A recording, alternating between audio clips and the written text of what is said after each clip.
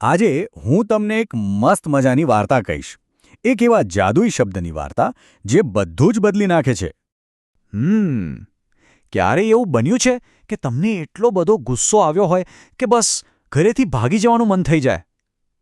આપણી આ વાર્તામાં છે ને એક છોકરો છે જેની સાથે બસ આવું જ થયું.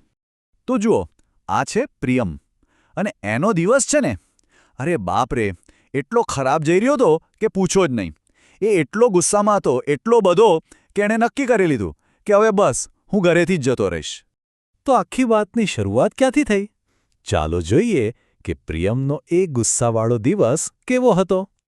પ્રિયમ ગુસ્સામાં લાલચોળ થઈને ઘરની બહાર નીકળ્યો અને ધમધમ કરતો ચાલવા લાગ્યો. રસ્તામાં એને એક પથ્થર દેખાયો તો એણે જોરથી એક લાત મારી એને. અને વાત આટલેથી જ ન અટકી. ત્યાં એક નાનું વહાલું ગલુડિયું પોતાની પૂંછડી હલાવતું એની પાસે આવ્યું. પણ પ્રિયમ તો એટલા ગુસ્સામાં હતો કે એણે એ ગલુડિયાને પણ લાત મારી દીધી. બિચારું કીંકી કરતું ત્યાંથી ભાગી ગયું. જુઓ તો ખરા પ્રિયમનો ગુસ્સો. પણ પ્રિયમ આટલો બધો ગુસ્સે હતો કેમ? વેલ, એની પાછળ એક નહીં, બે નહીં, પણ પૂરા 3 કારણો હતા. પહેલું, એની બેન રાધા એને પોતાના કલર્સ નહોતી આપતી. બીજું, એણે જ્યારે એક સુખડીનો ટુકડો લીધો તો દાદીમા એના પર ગુસ્સે થયા. અને ત્રીજું, એના મોટા ભાઈએ એને બાઇક પર સવારી કરાવવાની ચોખ્ખી ના પાડી દીધી. હવે કહો, ગુસ્સો ન આવે તો શું થાય? તો આમ ગુસ્સામાં ચાલતા ચાલતા પ્રિયમ પહોંચ્યો એક બગીચામાં. એને ક્યાં ખબર હતી કે ત્યાં એની મુલાકાત કોઈ ખાસ વ્યક્તિ સાથે થવાની છે. ત્યાં બગીચામાં એક બાંકડા પર એક દાદાજી બેઠા હતા. એકદમ સફેદ વાળ, સફેદ દાઢી, અને એમની આંખોમાં તો જાણે કેટલો બધો પ્રેમ હતો. પ્રિયમ સીધો જ જઈને એમની બાજુમાં બેસી ગયો. પણ એનો ગુસ્સો તો હજી શાંત જ નહોતો થયો.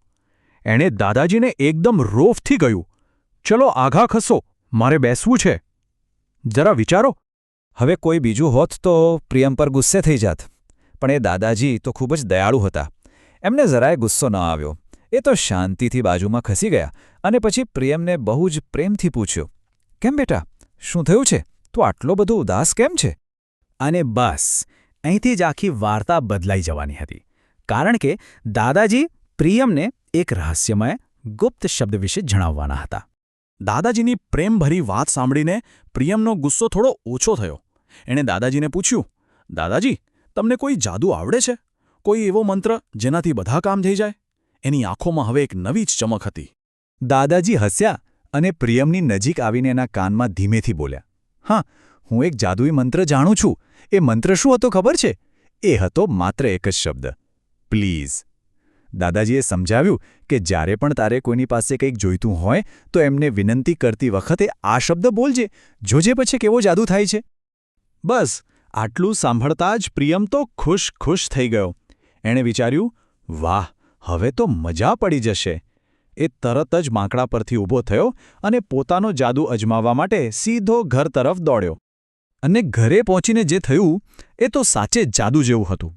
સૌથી પહેલાં એ રાધા પાસે ગયો અને કહ્યું, "રાધા, શું તું મને તારો લીલો રંગ આપીશ પ્લીઝ?" અને શું થયું ખબર છે? રાધાએ તરત જ આપી દીધો. પછી એ દાદીમા પાસે ગયો અને પૂછ્યું, "દાદીમા, શું હું સુખડીનો એક ટુકડો લઈ શકું પ્લીઝ?" અને દાદીમાએ હસીને એને એક મોટો ટુકડો આપ્યો. અને છેલ્લે એ મોટા ભાઈ પાસે ગયો અને ડરતા પૂછ્યું, "ભાઈ, તમે મને બાઇક પર એક રાઈડ કરાવશો પ્લીઝ?" અને ભાઈ પણ માની ગયા. તમે વિચાર તો કરો, 1, 2 નહીં, પણ પૂરા 3 વાર, 3ય વખત એ જાદુઈ શબ્દે પોતાનો કમાલ કરી બતાવ્યો. પ્રિયમ તો હવે 7મા આસમાનમાં હતો. એને તો પાક્કું થઈ ગયું કે દાદાજીએ એને સાચે જ એક જાદુઈ મંત્ર આપ્યો છે. પણ શું આ ખરેખર જાદુ હતો? ચાલો જાણીએ કે સાચો જાદુ શું હતો. બાઇક પર બેસતા જ પ્રિયમથી રહેવાયું નહીં.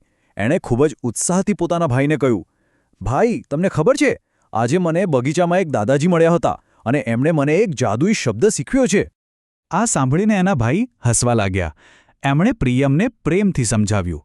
જો પ્રિયમ એવું વિચારતો હતો કે પ્લીઝ એક જાદુઈ મંત્ર છે, પણ સાચી વાત તો એ હતી કે એ કોઈ મંત્ર ન હતો. એ તો કોઈની પાસે કંઈક માંગવાની, વિનંતી કરવાની એક નમ્ર અને સારી રીત હતી. અને ત્યારે પ્રિયમને બધી વાત સમજાઈ. એ દિવસે એ શીખ્યો કે અસલી જાદુ કોઈ એક શબ્દમાં નથી હોતો. અસલી જાદુ તો બીજા સાથે સારો વ્યવહાર કરવામાં છે, નમ્રતાથી વાત કરવામાં છે, પ્રેમથી રહેવામાં છે.